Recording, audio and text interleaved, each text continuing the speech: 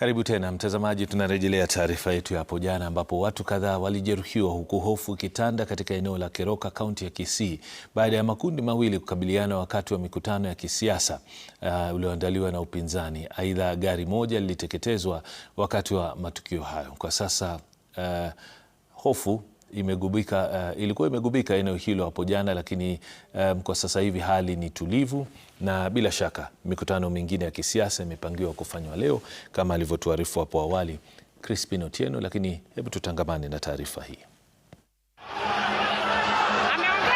Ndivyo hali ilivyokuwa katikati mwa mji wa Kisii. Mamia ya vijana waliojihami na mipini walionekana mapema katikati ya mji kabla ya mkutano uliokuwa umepangwa wa viongozi wa upinzani. Mwendo wa saa 5, picha hizi za wanagenzi zilinasa vijana hao wakikabiliana na watu walioonekana kama wapinzani wao.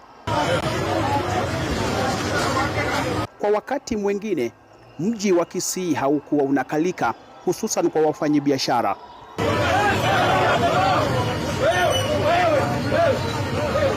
Hali ikiwa vivyo hivyo katika mji wa Keroka ambapo vijana waliojihami walibebwa na gari hili la Probox walinusurika baada ya wafuasi wa upinzani kuwavamia na kuteketeza gari lao.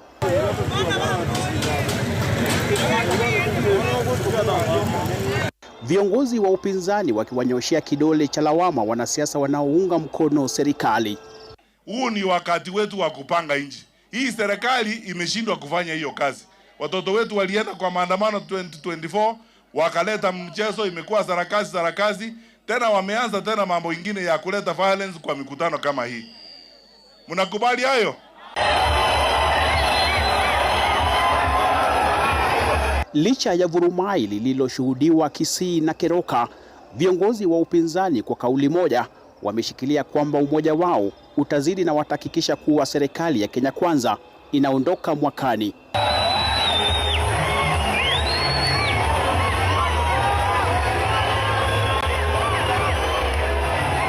Sisi tukishikana na Fred, na hapa tumepata hakikisha kwa Fred kwamba hakuna mmoja wetu atarudi nyuma.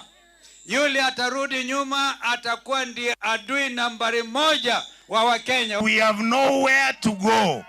I pray that God will hold you all together and make sure that we liberate our country. Sisi tunataka kuunda serikali ambaye inaangalia maslahi ya mwananchi. Ziara ya siku 3 ya upinzani eneo la Gusii ilianza kwa kishindo ambapo naibu kiongozi wa Jubilee Daktari Fred Matiang'i alitawazwa kama msemaji wa jamii hiyo. Hafla hiyo iliandaliwa Ekerenyo, Mugirango Kaskazini. Heshima ambayo wazee na jamii imekupa sio kitu kidogo. The scriptures say, Fred, to whom much is given, much is expected. Crispin Otieno, runinga ya Citizen.